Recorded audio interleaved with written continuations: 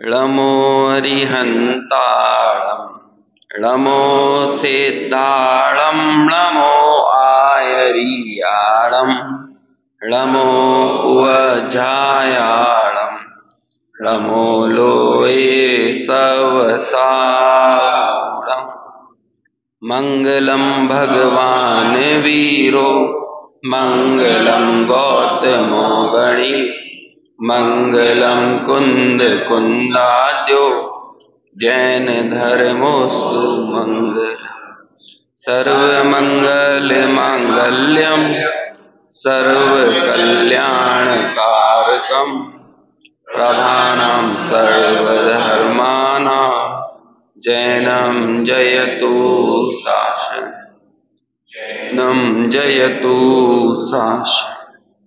येनात्मा बुध्यतात्मैव परत्वेनैव चापरम् अक्षयानन्तबोधाय तस्मै सिद्धात्मने नमः। श्लोक क्रमांक 57 की टीका कल अपन पढ़ रहे थे। एक बार फिर से श्लोक और पद्यानुवाद पढ़ते हैं। 111 पेज नंबर। पश्येन निरंतरम देहम आत्मनो अनात्मचेतसा अपरात्मधियानेषाम् आत्मतत्त्वं व्यवस्थितः। पद्यानुवाद। हो सुव्यवस्थित आत्मने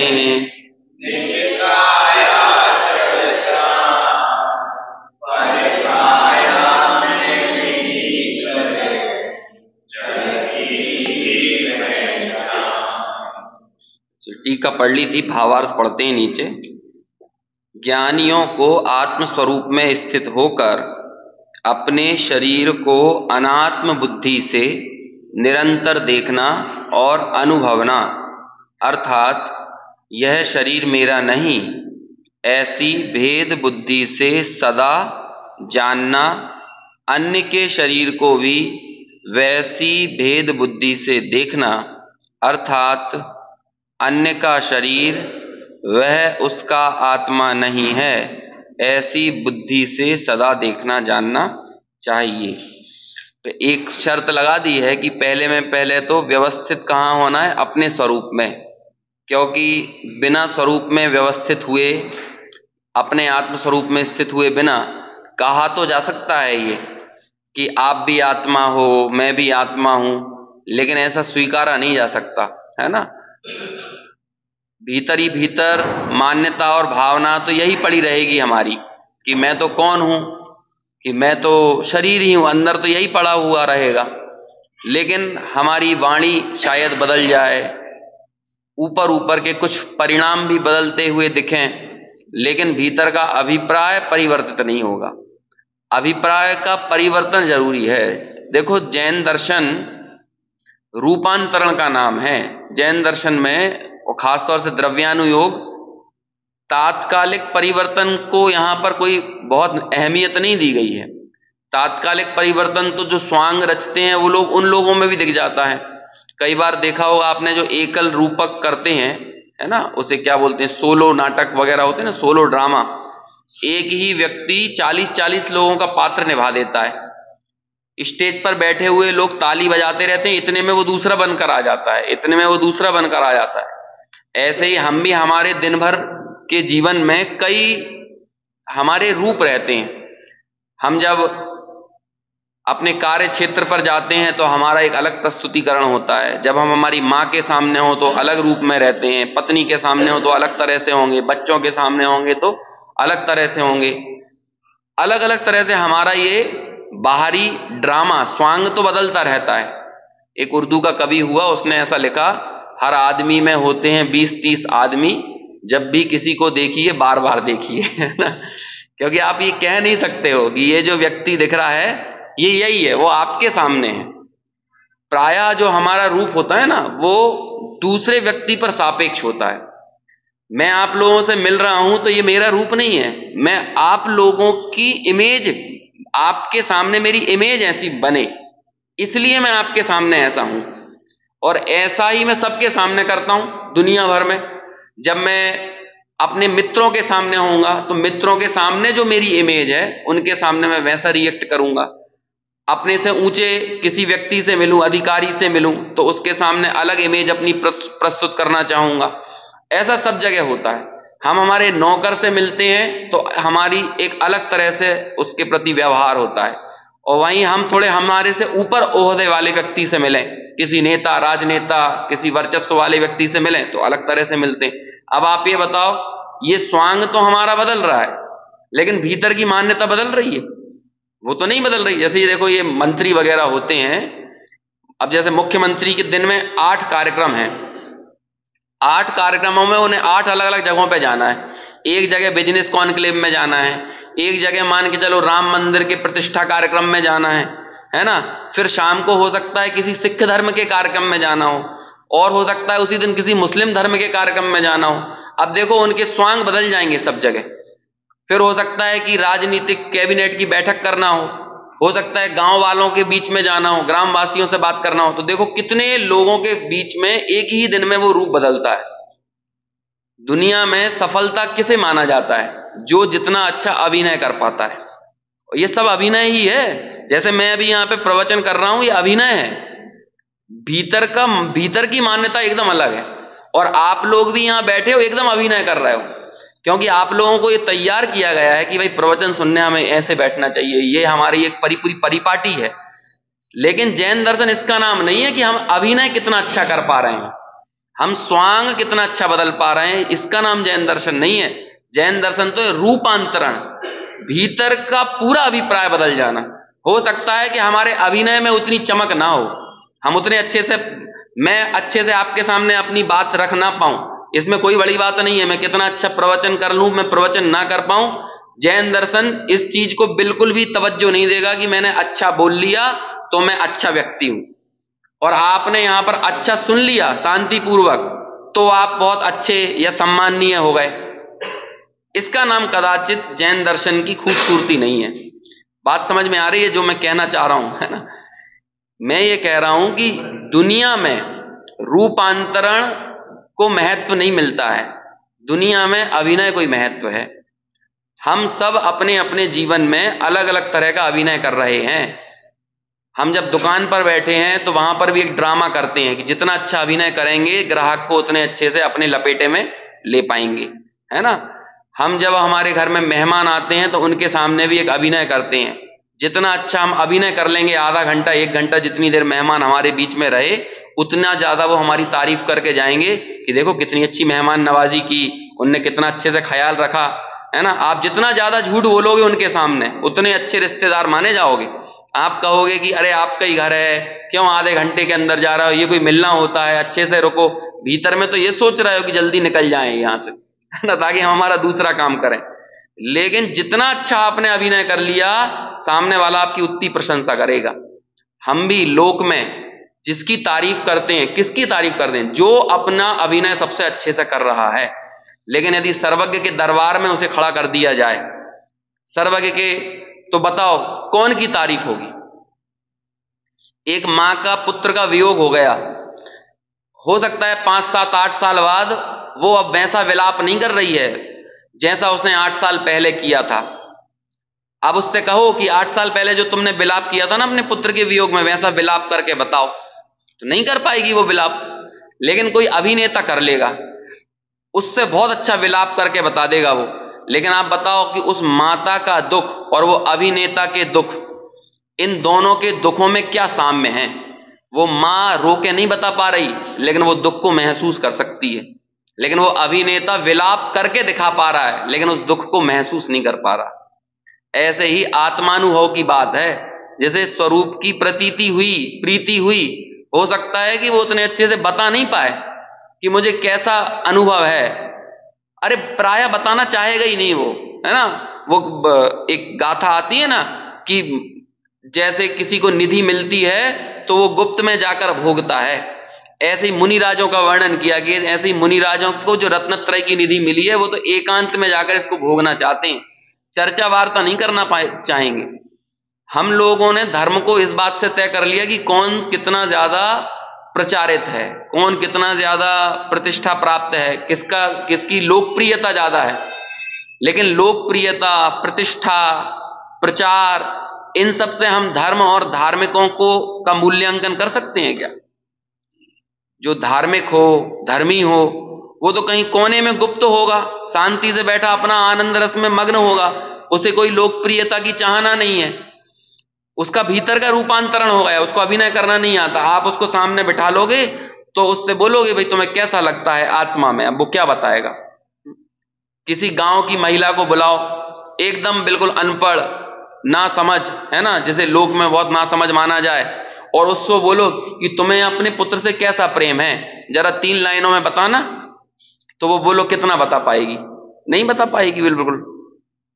एक वो उदाहरण आता है ना कि एक व्यक्ति नाविक के साथ नदी पार कर रहा था, और जो नदी पार कर रहा था ना, वो व्यक्ति ने तैराकी में पीएचडी की थी वो तैरने में पीएचडी था, लेकिन जो नाविक था वो तो बचपन से 8-9 साल की उम्र से बस एक ही काम कर रहा था, नाव चलाने का।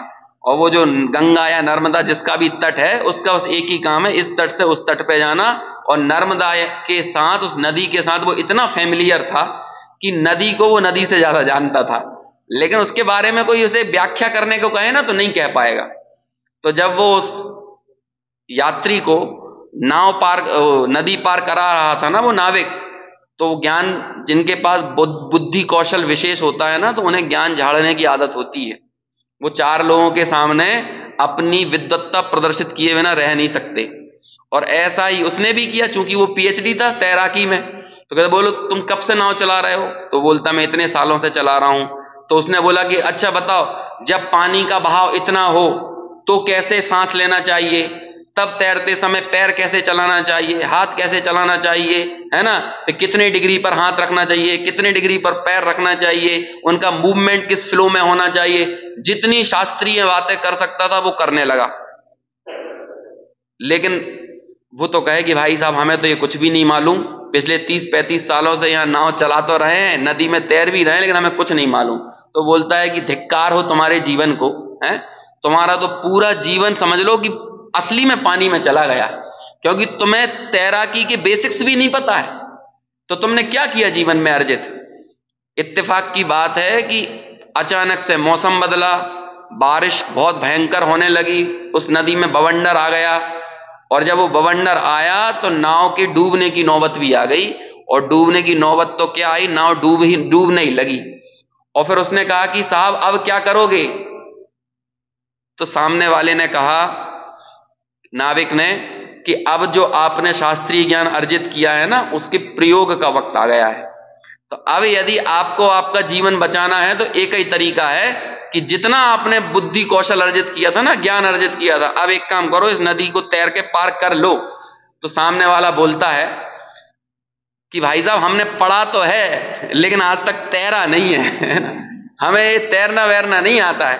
तो हमसे बड़े बड़े मंचों पर कितना भी इस तैराकी के बारे में लेक्चर दिलवा लो, लेकिन नदी में असल में तैरना कैसे, ये हमारे बस की बात तो नहीं है। तो वो नाविक ने कहा, साहब इस तैराकी के विद्वत्ता को अर्जित किए बिना मेरे तो हो सकता है 15-20 साल पानी में गए, लेकिन अब आपका तो संपूर्ण जीवन ही पानी में जाने वाला है ना। ऐसे 11 अंग 9 पूर्व तक का पाठ ही हो जाता है। विद्वत्ता में कोई कमी नहीं है, विद्वत्ता का तो चरमोत्कर्ष उसने पा लिया है, लेकिन अनुभूति को कितना पाया है, रूपांतरण उसका कितना हुआ है। यहां पर सब कुछ रूपांतरण की बात है। और ये जो बात लिख रहे हैं ना कि अपने में व्यवस्थित हुए बिना आपके लिए संभव नहीं है कि आप दूसरे को आत्मा देख पाओ, दूसरे के शरीर को जड़ देख पाओ और अपने शरीर को भी जड़ देख पाओ, तभी इसे जड़ की क्रिया कहा जा सकता है। उससे पहले जड़ की क्रिया कह पाना संभव, कह तो लेंगे हम, लेकिन भीतर की मान्यता तो बदलने वाली नहीं है। तो इस आंतरिक रूपांतरण का नाम जैन दर्शन है। स्वांग कितना अच्छा कर लेते हो इस बात को कोई तवज्जो नहीं है। इस वेदी पर आकर आचार्य ये बात कहते हैं कि भाई देखो, एक तो बाहर में तपों का, व्रतों का सबका पालन करता हुआ देखा जा रहा है, लेकिन आचार्य कह रहे हैं कि वो कष्ट सह रहा है क्योंकि भीतर में अनुभूति नहीं है, और जब अनुभूति नहीं है तो फिर वो भले कितना ही तप करे, व्रत पाले, तो उसे कह देते हैं बाल तप है, बाल व्रत है। क्यों? क्योंकि ऊपर के परिणामों में अंतर आ गया है, क्रिया में अंतर आ गया है, लेकिन अभिप्राय में तो कोई अंतर नहीं आया। इसलिए देखो एक एक श्लोक में भले जब ये कहा ना कि आप किसी को शत्रु मत देखो, किसी को मित्र मत देखो, लेकिन ये स्वरूप में व्यवस्थित हुए बिना नहीं माना जा सकता। जब तक अपने को आत्मा ना माना जाए तब तक आप ये लोक व्यवहार में होने वाले राग द्वेष को घटा नहीं सकते हो, क्योंकि ये सब राग द्वेष जो है ना, ये तो लक्षण है। असली जो मूल चीज है जिसके ये लक्षण है, वो मूल भूल है, वो भीतर से बदलना बहुत जरूरी है। इसलिए इन सब चीजों का बहुत एकांत में व्यवस्थित होकर, स्थित होकर विचार करना बहुत आवश्यक है। जिस जिस क्षण हमारे चित्त में ऐसा अभिमान का भाव पैदा हो, थोड़ी लौकिक सफलताओं में विचार करो कि किसकी सफलता है। जब जब हमारे जीवन में बहुत दुख के प्रसंग, कष्ट के प्रसंग खड़े हों, प्रतिकूलताओं के अवसर हों, तब ये विचार करो कि ये प्रतिकूलताएं किसकी हैं। वास्तव में मैं दुख, राग का दुख भोग रहा हूं कि प्रतिकूलताओं का दुख भोग रहा हूं? भीतर में पड़ी हुई मिथ्या मान्यता का दुख भोग रहा हूं कि इस राग का दुख, क्या बाहर के कष्टों का, उनका दुख भोग रहा हूं? ऐसा विचार निरंतर बरतना चाहिए। और जब इस विचार की तह में हम पहुंचेंगे तो हमें वो मूल तत्व दिखाई देगा। कुछ हद तक हम उसके नजदीक पहुंचेंगे कि मेरा स्वरूप क्या है। स्वांग को स्वरूप मत मानो, स्वरूप स्वरूप है, स्वांग स्वांग है। स्वरूप के अलावा जो कुछ भी आपको इन पर्यायों में दिख रहा है ना, वो सब स्वांग है। चाहे मैं यहां पंडित की भूमिका निभाऊं, वक्ता की भूमिका निभाऊं, आप श्रोता की भूमिका निभाओ, समझ में आया? कभी कल को आप मुनि बन जाओ, आरिका बन जाओ, लेकिन बताओ मुनि और आरिका ये स्वरूप हैं कि स्वांग है? और आगे बढ़ता हूं, इसके भी आगे जाके, अरहंत, सिद्ध, आचार्य, उपाध्याय, साधु, ये स्वांग है कि स्वरूप है? ये सब पर्यायों में प्रकट दशाएं स्वांग है। कमाल की बात यह है कि जो अरहंत और सिद्ध है ना, वो अपने आप को अरहंत सिद्ध नहीं मानते, वो अपने आप को आत्मा मानते हैं। ये तो हम उन्हें अरहंत और सिद्ध देख रहे हैं। हमने एक पर्टिकुलर अवस्था को नाम दे दिया कि ये अवस्था अरहंत है, ये अवस्था सिद्ध की अवस्था है, ये अवस्था सम्यक दृष्टि है, ये वाली अवस्था मुनिराजों की है। लेकिन इन सब का निषेध किया है कि नहीं? 172वें गाथा की टीका है प्रवचन सार की, अलिंग ग्रहण के 20 बोल लिखे। उन 20 बोलों में ये बताया कि ये लिंग, लिंग यानी होता है चिन्ह, अलिंग ग्रहण, इस लिंग से मेरा ग्रहण नहीं हो सकता, ये उसका मतलब है। आत्मा का ग्रहण इस लिंग से नहीं हो सकता, आत्मा का ग्रहण इस लिंग से नहीं हो सकता। ऐसे उन्होंने 20 बोल बताए, 20 अलग अलग चिन्हों को चिन्हित किया और फिर कहा कि ये मेरा स्वरूप नहीं, ये मेरा स्वरूप नहीं, ये मेरा स्वरूप नहीं, ये मेरा लिंग नहीं। उसी में 3 लिंग, जो कि ऐसा माना जाता है मोक्ष मार्ग के बस 3 लिंग होते हैं। कौन कौन से? मुनि, आरिका और श्रावक। कई लोग उसमें श्राविकाओं को भी जोड़ लेते हैं, लेकिन वास्तव में जो आरिका होती हैं वो भी श्राविका ही हैं, है ना? क्योंकि श्रावक जो होता है वो भी पंचम गुण स्थान वाला होता है, श्राविका जो होती हैं वो भी पंचम गुण स्थान वाली होती हैं, जो आरिका होती हैं वो भी पंचम गुण स्थान वाली हैं। तो वास्तव में वो दोनों खरेखर तो क्या है, वास्तव में क्या है? श्राविका ही है। तो कई बार 4 लिंग बना दिए जाते हैं, मुनि, आरिका, श्रावक, श्राविका। लेकिन वास्तव में अब वो श्राविका कहने का अभिप्राय वो हो जाता है जो गृहस्थ में हो, गृहस्थी में हो, तो शादीशुदा हो। तो ऐसा गृहस्थी में रहने वाली कोई स्त्री यदि अणुव्रतों का पालन कर रही है तो उसे ही कहने लगते हैं श्राविका। और हाँ, जो आरिका जो होती हैं वो तो गृह त्यागी होती हैं। उपचार से आरिकाओं के व्रतों को महाव्रत नाम दिया है। आरिकाओं के जो व्रत होते हैं ना, उन्हें महाव्रत ही संज्ञा दी है, क्योंकि वो भी बिल्कुल वैसे ही अहिंसा महाव्रत, अचौर्य, उन्हीं महाव्रतों का पालन करती हैं। तो इस तरह आप 4 लिंग बना दो। लेकिन अलिंग ग्रहण में क्या कहा कि ये आत्मा के लिंग नहीं है। यदि किसी मुनि को ये लगे कि मैं मुनि हूं, तो वो आत्मा नहीं रहा, उसने मुनि पने में अहम कर लिया है। तो मुनि पने में अहम किया, या आरिका पने में अहम किया, या श्रावक पने में अहम किया, तो बोलो ये अहम किसमें अहम है? स्वांग का अहम है कि स्वरूप का अहम है? स्वांग का ही तो अहम हुआ ना ये। तो जब बताओ आगम आपको इस बात की परमिशन नहीं देता कि आप मुनि हो जाओ, व्रत आदि का पालन करने लगो, उसका अहम करने की जब परमिशन नहीं है, तो हम अपने जीवन में थोड़ी बहुत हमारे अंदर बुद्धि बढ़ जाए, थोड़ा बहुत हमारे जीवन में चरित्र आ जाए, थोड़ा बहुत हम दूसरों को ज्यादा बताने लगें, समझाने लगें, समझने लगें, तो हमें ये लगने लगता है कि देखो मैं तो कुछ विशेष हूं। तो ये हमने अहम किया कि नहीं अपनी वर्तमान अपूर्ण अवस्थाओं में, जबकि ये व्रतादिक में अपूर्ण है, ज्ञान में अपूर्ण है, लेकिन हम पूर्ण स्वरूप का तिरस्कार किए बिना कभी भी अपूर्ण का अहम नहीं कर सकते। जब जब हम अपूर्ण का अहम स्थापित कर रहे हैं ना, तब तब हम पूर्ण स्वरूप को कहीं ना कहीं उसका तिरस्कार कर रहे हैं। आप एक चीज का विचार करो, आपके सामने दो लोग बैठे हुए हैं, एक तरफ तो बैठे हैं मान के चलो कोई बहुत बड़ा नेता, सांसद, मंत्री, और दूसरी तरफ बैठा हुआ है आपके घर का नौकर, एक ही साथ बैठा है। अब आप क्या कर रहे हो, नौकर से तो पूछ रहे हो कि भाई कुछ खाना लाएं, कुछ पीना लाएं, कुछ आराम करोगे, कुछ ये करोगे, कुछ वो करोगे, और दूसरी तरफ मान के लो मुख्यमंत्री बैठा हो, तो अब आप क्या कर रहे हो, आप उसको कुछ बोल नहीं रहे, मुख्यमंत्री को नहीं बोल रहे तू यहां से चला जा, तू यहां क्यों बैठा, कुछ नहीं बोल रहे, लेकिन आप आओ भगत किसकी कर रहे हो, नौकर की कर रहे हो, दूसरे को कुछ पूछ भी नहीं रहे। कई बार हमारे यहां भी तो ऐसा होता है कि हम उनके यहां बैठ के आ गए, उनने हमसे बात ही नहीं की, तो तुम्हारा तिरस्कार तो नहीं किया था ना, तो तुम्हें तिरस्कार लग क्यों रहा है। अरे तिरस्कार मतलब यही है कि हम दो लोग गए थे, उनको ही उनका पूछ रहे थे, हमें कोई नहीं पूछ रहा था, तो आपने एक को विशेष सत्कार दिया और दूसरे को भले कुछ नहीं बोला, लेकिन वो क्या माना जाता है, वो उसका तिरस्कार है। अब आप देखो दो चीज यहां पे बैठी हुई हैं, एक है आपका पूर्ण स्वभाव, है ना, पूर्ण जिसे कहते हैं ना द्रव्य स्वभाव, द्रव्य दृष्टि से अपने स्वरूप का विचार किया जाए तो पूर्ण ही हूं, बद्धा भगवान छो और बद्धा भगवान थाओ। गुरुदेव बोलते थे ना, बद्धा यानी होता है बने बनाए, पूर्ण भगवान हो और पूर्ण भगवान पर्याय में भी प्रकट हो जाओ। जब हो तो होते क्यों नहीं हो, ऐसा कहा ना।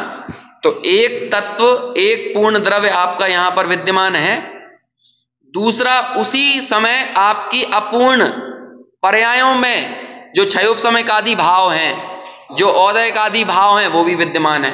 अब आप देखो आप किसका बहुमान कर रहे हो, किसका बहुमान करें, जैसे कि मैंने, देखो मेरे को कितना अच्छा ज्ञान है, मैं आपको कितना अच्छा समझा लेता हूं, तो मैंने किसका सत्कार किया, क्षयोपशम ज्ञान का। भले मैं बोल नहीं रहा हूं, मैं कह नहीं रहा हूं, मैं सोच भी नहीं रहा हूं, क्या नहीं सोच रहा हूं, अपने द्रव्य स्वभाव के तिरस्कार करने का सोच भी नहीं रहा हूं, लेकिन द्रव्य स्वभाव का तिरस्कार किए बिना अपने क्षयोपशमक आदि भावों में सम्मान पैदा ही नहीं होता है। ये बताना, ये स्वांग का सम्मान है, ये स्वरूप का सम्मान नहीं है। आपने बोला नहीं, आपने ये नहीं बोला अरे चूल्हे में जाए द्रव्य स्वभाव, आपने नहीं बोला अरे क्या आत्मा खात्मा होता है। देखो जब आप थोड़े अभ्यासी होते हो ना, तो हम ऐसी हमारी स्थिति बन जाती है, हम मुख से बोलते नहीं है अपने आप, हम ये कहते नहीं है कि अरे हम आत्मा वात्मा को नहीं मानते, क्योंकि हमारी तो दुकान चल रही है उससे, हम तो लोगों को बताएंगे ना, हमारा धर्म से हमारी दुकान चल रही है, तो इसलिए हम रत्नत्रय की बात भी करेंगे, भगवान पने की बात भी करेंगे, लेकिन इसके बावजूद भी मुझे मजा किस में आ रहा है, ये सब अपना अपना विचार करो, मुझे मजा किस में, मुझे मजा तो इस बात में आ रहा है ना, देखो मैंने आपके सामने जब बातें कही और आपने जो मेरे लिए तालियां बजाई, तो आपने मेरी वचनों की कितनी तारीफ की, मेरी शैली की कितनी तारीफ की, मेरे बताने के, प्रकट करने के तरीके को आपने कितना सम्मान दिया। तो ये भले मैंने बोला नहीं और सोचा भी नहीं, मैंने अपने त्रिकाली स्वभाव का कोई अनादर करने का सोचा भी नहीं, लेकिन ये जो मुझे अपने प्रकट क्षयोपशम ज्ञान में मजा आया है ना, ये अपने त्रिकाली स्वभाव का अनादर किए बिना नहीं आ सकता है, मैं ये बताना चाह रहा हूं। और इस चीज को आप सब जगह घटित करो, सब जगह आपको चिद रूप का तिरस्कार किए बिना रूप का अभिमान नहीं आ सकता है। जब तक आप चैतन्य अपनी चैतन्य रूप है ना, चिद रूप जो है मेरा स्वरूप, उसका तिरस्कार नहीं करोगे ना, तो आपको ये शकल जो है ना आपको अच्छी नहीं लग सकती है। आप भले बोलो नहीं मुंह से कि हम चिद रूप का कोई अनादर नहीं कर रहे हैं, सोच भी नहीं रहे हैं, लेकिन आपको इसमें मजा आ रहा है ना, इस देह में, इसकी सुंदरता में, आज ये चमक गया थोड़ा सा, इसमें थोड़ी सी कांति बढ़ गई है, थोड़ा सा क्या कहते हैं मेकअप वेकअप करा के थोड़ा डेकोरेशन करके आप बाहर निकल जाओ और दो लोग आपकी तारीफ कर दें, आपने सोचा भी नहीं आत्मा का तिरस्कार करने के लिए, सोचा नहीं, लेकिन आपको इसका मजा तभी आया है, इसकी आवभगत तभी हुई है जब आपने वास्तव में भीतर में मान्यता में अभिप्राय में आपने चैतन्य का तिरस्कार किया। ऐसे ही अपने त्रिकाली गायक स्वभाव का तिरस्कार किए बिना क्षयोपशम ज्ञान की कद्र नहीं आ सकती। अपनी वास्तव में हम हमारे सच्चे कुल का अनादर किए बिना, हमारा सच्चा कुल कौन सा है? अरे जिस चैतन्य कुल के सिद्धादि हैं, अरहंत आदि हैं, उसी कुल का मैं हूं। द्रव्य गुण पर्याय से जब अरहंत को देखने की बात करते हैं तो वहां पे क्या कहा, क्या संदेश दिया है कि जैसा द्रव्य आपका है वैसा ही द्रव्य मेरा है, जैसे चैतन्य गुण आपका है। तीन चीजें ली वहां पे, चैतन्य, चेतन और चेतना। कौन कौन सी चीजें? चेतन यानी होता है द्रव्य, चैतन्य होता है गुण और चेतना होती है पर्याय।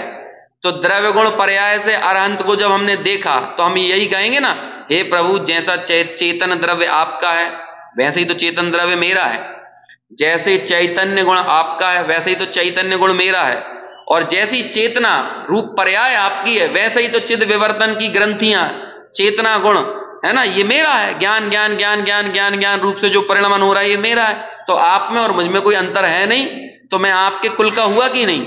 लेकिन जब अपने उस चैतन्य कुल का अनादर किया जाए तब हमें हमारी कुल की महिमा आती। जब हम हमारी अनंत चैतन्य शक्तियों रूप संपदा का अनादर करते हैं तब हमें इस संपदा में आनंद आता है, तब हमें इस संपदा का अभिमान और क्या कहते हैं अहंकार हुए बिना नहीं रहता है। भले आप बोलो नहीं, भले आप सोचो नहीं, लेकिन यदि आपको देह में और देह से जुड़े संयोगों में मजा आ रहा है, ये समझ लीजिए कि भीतर के अभिप्राय में स्वरूप का अनादर पड़ा हुआ है। इसलिए आचार्य यहां पर कहते हैं, अभी वो तीसरा दिन हो गया अपन को यही बात करते करते, है ना, अभी तो आगे के श्लोक पे बढ़ना है। ये आचार्य ये बात कह रहे हैं ना कि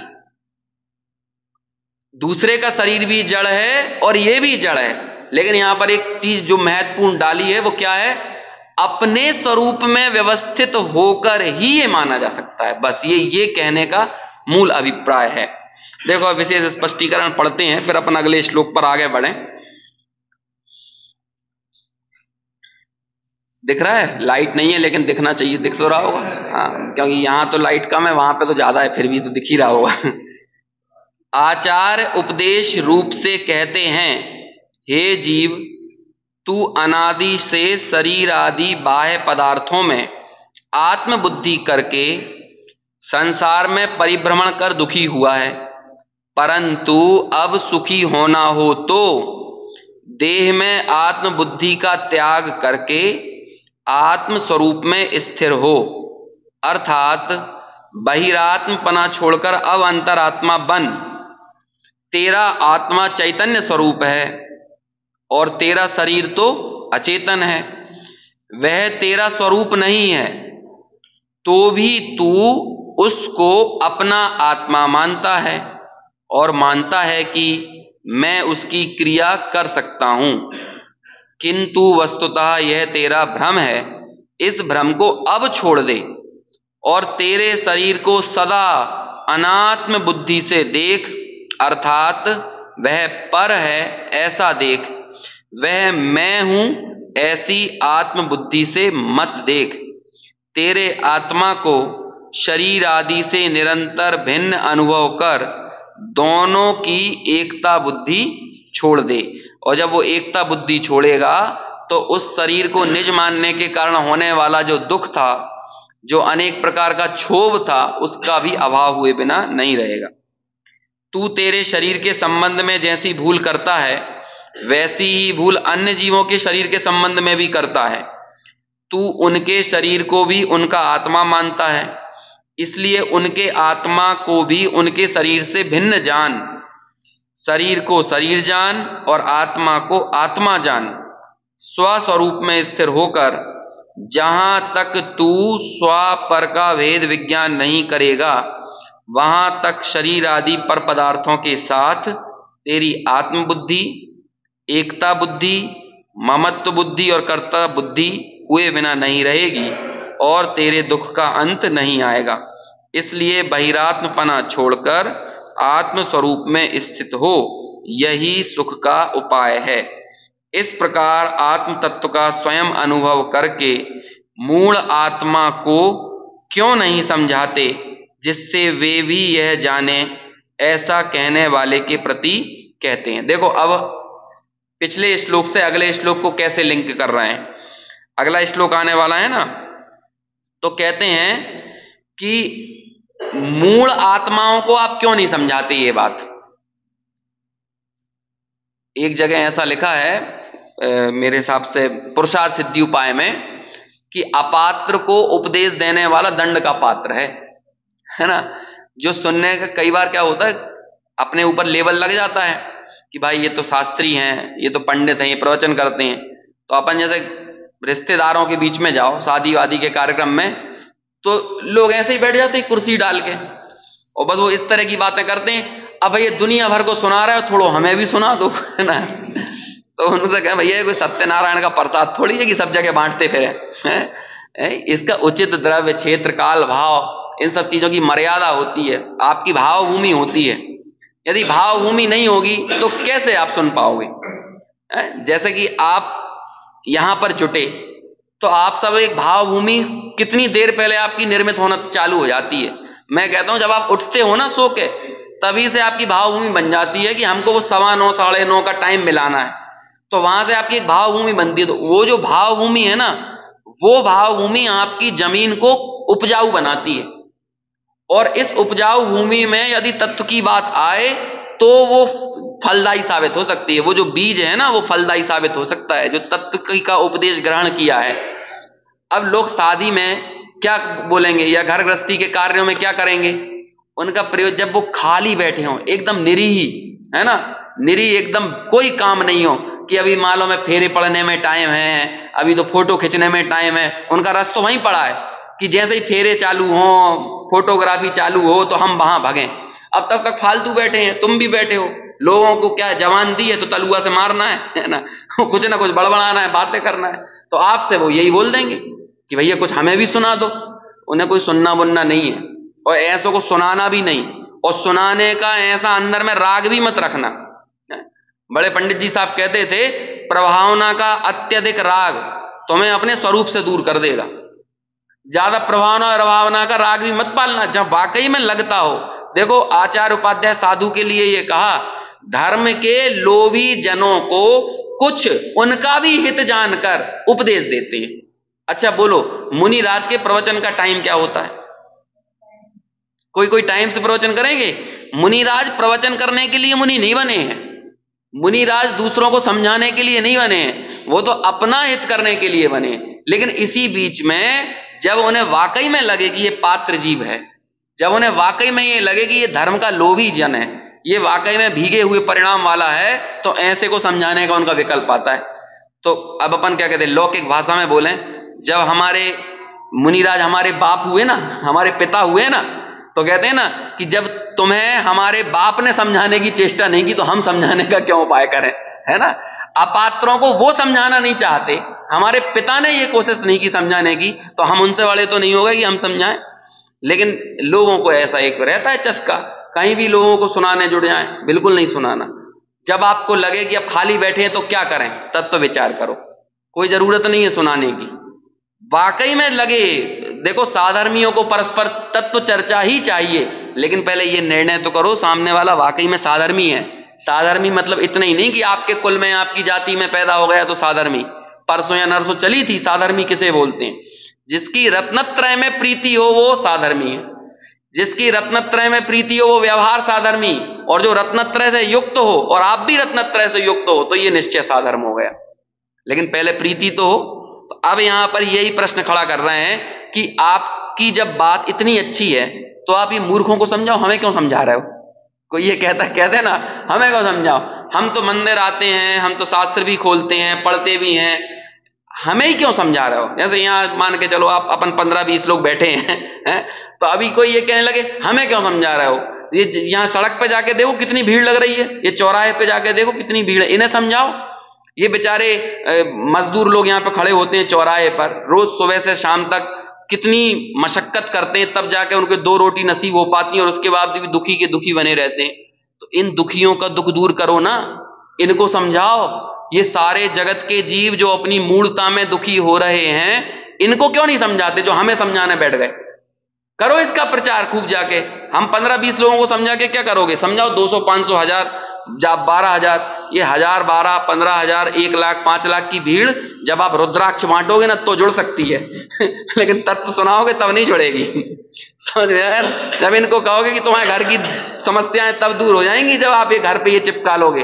वो क्या घोड़े की नाल लगा लोगे ऐसी, है ना, वो ये लगा लोगे, वो लगा लोगे, तो उनको लगेगा कि हाँ तब तो सब ठीक है, तब लोग जुड़ जाएंगे, लेकिन तत्व ग्रहण करने वाले नहीं होंगे। अब देखो इसका उत्तर यहाँ पे आचार्य देते हैं कि ऐसे मूढ़ जनों को क्यों नहीं समझाते। पेज तत्व विचार क्या होता है? तत्व यानी होता है मर्म, हर बात का मर्म विचार करना। जैसे कि कहने को तो 7 तत्व होते हैं, लेकिन 7 तत्वों में हर एक तत्व का मर्म क्या है। जैसे कि इस शरीर का मर्म क्या है और आत्मा का मर्म क्या है। अब इस शरीर का मर्म यही है ना, ये अनित्य है, अशरण है, क्षणभंगुर है, अशुचि है।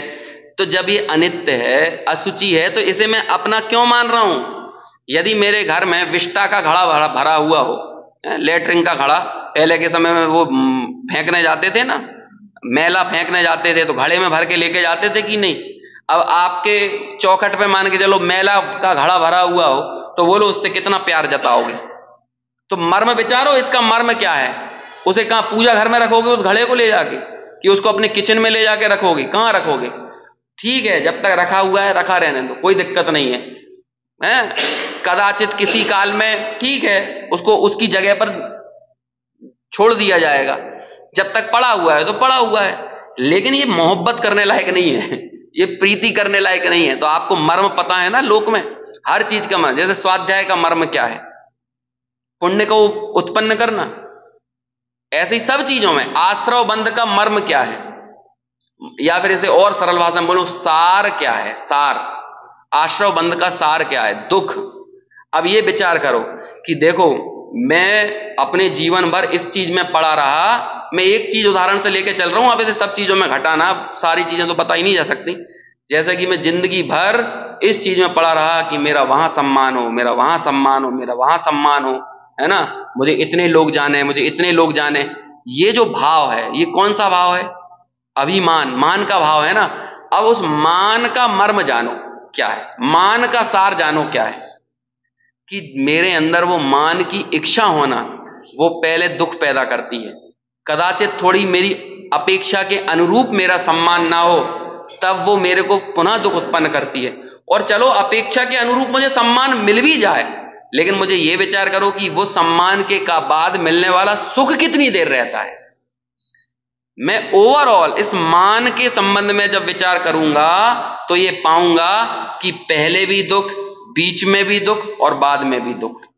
इस पूरी स्थिति को श्रीमद जी ने ऐसे चित्रित किया, वह सुख सदा ही त्याज्य रे पश्चात जिसके दुख भरा। ये मान का मर्म है।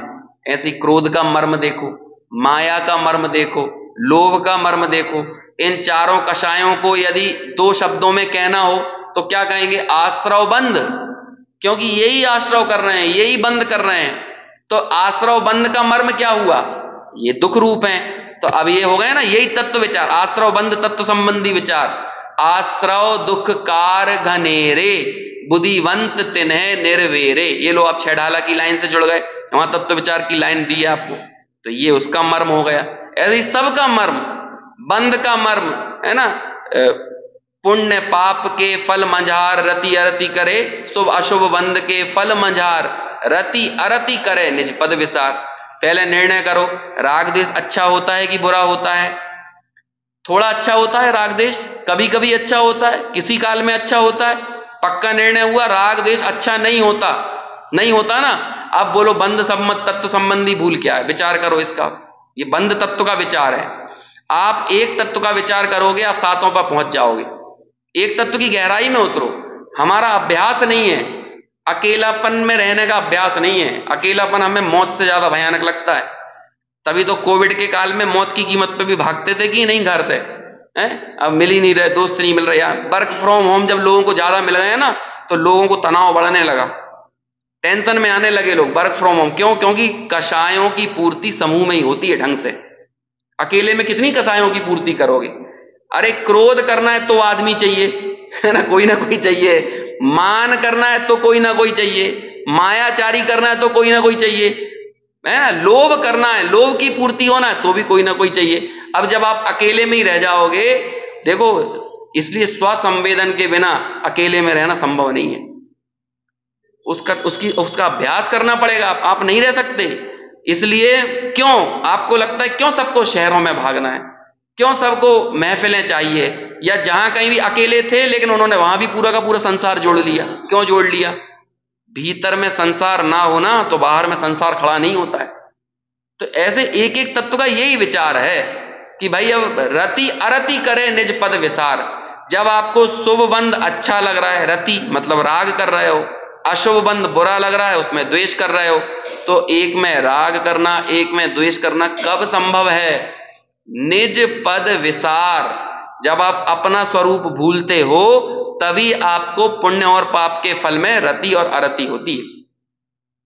अभी एक बाबूजी की कविता बहुत अच्छे मतलब काफी प्रचलित हो रही है। बाबूजी ने तो बहुत पहले लिखी थी लेकिन उसको थोड़ा सा लयबद्ध कर दिया है गीतों में, है ना। वो कौन सी है, उसमें एक लाइन आती है ऐसा, पूरी कविता तो शुरू से ऐसी है, विस्मय होता रे तेरे उन विश्वासों पर जिनकी कोई धरती कोई गगन नहीं है ना। हमारे जो विश्वास और आस्था पड़ी है ना, किन पर हमारी पड़ी है आस्था? जिनकी कोई धरती ना जमीन है ना आसमान है, कुछ है ही नहीं, सत्ता ही नहीं है उन चीजों की। हमारे उन सारे विश्वास जो हमारे भरोसे हैं ना, वो सारे भरोसे ऐसे हैं कि तू मेरा भला कर देगा, तू मेरा बुरा कर देगा, मैं पैसा जोड़ लूंगा, अपने भविष्य की योजनाएं बना लूंगा। तो मैं कई बार लोगों से बात करो, जैसे कि किसी लड़की का रिश्ता लेके किसी घर में जाओ, तो भैया सब कुछ ठीक है, आपका मतलब समृद्धि है, संपन्नता है, तो बोलते हैं 7 पीढ़ी बैठे बैठे खा लेंगी। जबकि आप अपने सामने लोगों को देख लो, ऐसे आप अपने सामने के अमीर करोड़पति समृद्ध संपन्न लोगों को देख लो, जिनकी 7 पीढ़ी नहीं खा पाई, उसी पीढ़ी ने नहीं खा पाया। आप देखो, जैसे सर सेठ हुकुमचंद जी का नाम चलता था, उनकी दूसरी पीढ़ी तक चीजें क्षय होने लगी। इंदौर वाले सर सेठ, अभी देखो वो मिल बिक गई, हुकुमचंद मिल थी ना, वो बिक गई। आपके सामने देखो, हैं? भगवान दास जी, शोभालाल जी, गुरुदेव बोलते थे बुंदेलखंड ना बादशाह, है ना, हैं? और फिर बाद में ये भी बोलते धूल छह बाद में यही बोलते थे। गुरुदेव की ये शैली थी, पहले तो ऊपर ले जाते थे और फिर तुरंत हवा निकाल देते थे, है ना। धूल में ये एकत्र कर रहा है, तो बोलो कि अपने सामने ही दिख रहा है, अपने सामने क्षय हो रहा है कि अब हमें नहीं लग रहा है दूसरी तीसरी पीढ़ी तक जा पाएगा। लोगों के पास थोड़ा सा 2, 5, 10 करोड़ हो जाए तो लोगों को लगता है 7 पीढ़ी बैठे बैठे खा लेगी। अरे वो किंग फिशर हवाई जहाज उड़ते थे, विजय माल्या, आपने उसके रहते रहते देख लिया कि नहीं पतन, और लोगों को लगता है कि ये करोड़ों अरबों रुपए जो हमने जोड़ लिया, योजना ऐसी बनाते हैं कि ये बहुत सालों साल चलने वाला है। तो ये कहता है विस्मय होता रे तेरे उन विश्वासों पर जिनकी कोई धरती कोई गगन नहीं है ना। और वह उसी में आगे जाकर 18 मिनट की पूरा गीत है, वो बहुत बढ़िया, यहां से घर जाके सुनना आप, है ना, बहुत बढ़िया है वो। उसे सेव कर लेना और अपनी गाड़ी में भी बजाना उसे मिलना, उसे लयबद्ध भी बहुत अच्छे से किया है, मतलब उसे गाया भी बहुत अच्छे से। उसमें एक लाइन आती है, पाप पुण्य की गर्म और ठंडी श्वासें, है ना, ऐसा आता है, गर्म और ठंडी श्वासें ये पाप पुण्य की। और फिर उसके बाद वाली नीचे वाली लाइन में आता है, ये गर्म और ठंडी श्वासें ये पाप पुण्य की, ये मृत्यु का आमंत्रण है, अमन नहीं है। ऐसा थोड़ा सा एक आध शब्द इधर हो गया। ये क्या है? ये पाप और पुण्य दोनों ही है ना, इनमें ज्यादा फूलो मत, ये सब मौत का निमंत्रण है। देखो आज सुबह सुबह जब मैं ऑफिस जा रहा था, मैंने कहा मेरा दिन तो 6 बजे शुरू हो जाता है तो और सुबह सुबह का आवा मंडल ऐसा रहता है ना कि उसमें विचार प्रक्रिया बहुत अच्छी चलती है। तो उस समय मैंने विचार, बिना सम्यक दर्शन के पुण्य जितने लोगों को भी अर्जित हो रहा है ना, उन्हें वो पाप में नहीं डूबेंगे, वो सब लोग पुण्य में ही डूबेंगे। बिना सम्यक्त के पुण्य की आकांक्षा आपको मौत का निमंत्रण है। और प्रायः इस दुनिया में, जगत में सम्यक्त नहीं चाहिए किसी को, जबकि यहां पर तदिष्टम तद द्रष्टव्यम है ना, ये वाली लाइन आई थी ना, उसकी इच्छा करता है, उसे ही देखता है, उसे ही जानता है। लेकिन यदि अज्ञान दशा में होगा तो क्या चाहेगा? भगवान के सामने क्या मांगेगा? वहां भी पुण्य मांगेगा। स्वाध्याय करेगा तो क्या मांगेगा? तो हम ये विचार करो, हम ये स्वाध्याय का मर्म क्या है, स्वाध्याय का तत्व क्या है? स्वाध्याय का तत्व है अनुभूति। समझ में आया ना? प्रवचन का तत्व है अनुभूति, भगवान के दर्शन का तत्व है अनुभूति। तो वो जापानी वैज्ञानिक का जो उदाहरण देते थे गुरुदेव ना, तो वो कहते थे अनुभूति सो जैन धर्म। और इतना मजा लेते थे उसका कि देखो, एक तुम्हारे देश के बाहर वाले आदमी ने समझ लिया जैन धर्म का मर्म, और अपन लोगों को उसमें पैदा होके ये बात समझ में नहीं आ रही। अनुभूति की दरकार किसी को नहीं होती है और बाकी सबकी दरकार बनी रहती है कि यहां से भी, जैसे कि फलाने चौखट पर, फलाने दरबार पर चले जाओ तो तुम्हारे घर गृहस्थी में सब कुछ सुख साता हो जाएगी। ऐसे हमने भगवान को भी वही बना दिया है, अरहंत भगवान भी वही देने वाले हो गए, पारसनाथ महावीर भी वही देने वाले हो गए। तो सोचो कितनी बड़ी भूल पड़ी हुई है, हमने मर्म को नहीं समझा, तत्व को नहीं समझा। समझ में आया ना? तो ये मौत का निमंत्रण है, आप कहीं और नहीं डूबोगे। पंडित जी साहब रविंद्र जी ये बोलते थे इसमें कि संस्कार बिना की सुविधाएं पतन का कारण है, तो वो वही बात हो गई कि नहीं? संस्कार मतलब क्या? अरे तत्व के संस्कार, और तत्व के संस्कार मतलब क्या? वो अनुभूति के संस्कार, मैं कौन हूं इस बात के निर्णय करने के संस्कार। यदि ये संस्कार हमारे अंदर डेवलप नहीं हो पाए और हमने सिर्फ संपदाएं जोड़ ली, साधन जोड़ लिए, तो वो सब क्या है? कहीं नहीं डूबोगे, यहीं डूबोगे, है ना, कहीं और नहीं डूबोगे। और प्रायः दुनिया में आप जितने लोगों की भी सबसे भयंकर दुर्दशा होती है, आप उन सब लोगों के जीवन का एक बार अध्ययन करके देखना। सब लोग वहीं मरे जो जहां उनकी सबसे भयंकर प्रीति पड़ी रही। देख लो आप, किसी रामचंद्र शुक्ल हुए एक हिंदी के बहुत बड़े लेखक, उन्होंने क्या कहा? जब हम वस्तु का प्रेम करते हैं तो इसको तो बहुत बेकार मानते हैं, इसे लोभ कहते हैं, लेकिन जब हम व्यक्ति का प्रेम करते हैं तो अरे ये भी तो लोभ है, ये भी तो लोभ है। व्यक्ति की प्रीति, इसे तो लोग महिमा मंडित करते हैं, लेकिन वस्तु की प्रीति, इसे लोग गंदा बताते हैं। जबकि दोनों ही प्रीतियां लोगों को डुबाती हैं। और आप देखना, इस दुनिया में सबसे भयंकर दुर्दशा में लोग डूब रहे हैं, तो या तो किसी इंसान के प्रेम में पगला जाते हैं, सोचने विचारने की शक्ति चली जाती है, महिमा मंडित किया जाता है। हमारा सिनेमा, हमारा साहित्य सब ऐसा है कि कोई प्रेम में यदि जान दे दे तो कहते हैं कुर्बान हो गया वो, है ना, तो उसको बहुत हाई फाई तौर पे महिमा मंडित करेंगे।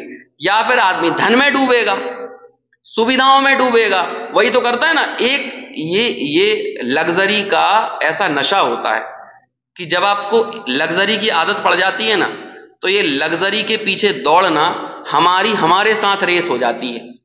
अब आप किसी और के साथ नहीं दौड़ रहे, अब दौड़ने वाला एक हो, लेकिन दौड़ने वाला एक हो और उस एक को ही एक हराना चाहे तो कैसे संभव हो सकता है बताओ? एक ही व्यक्ति दौड़े और उस एक व्यक्ति ने अपना एक, क्या कहते हैं उसको, क्लोन तैयार कर लिया है, इच्छाओं का क्लोन।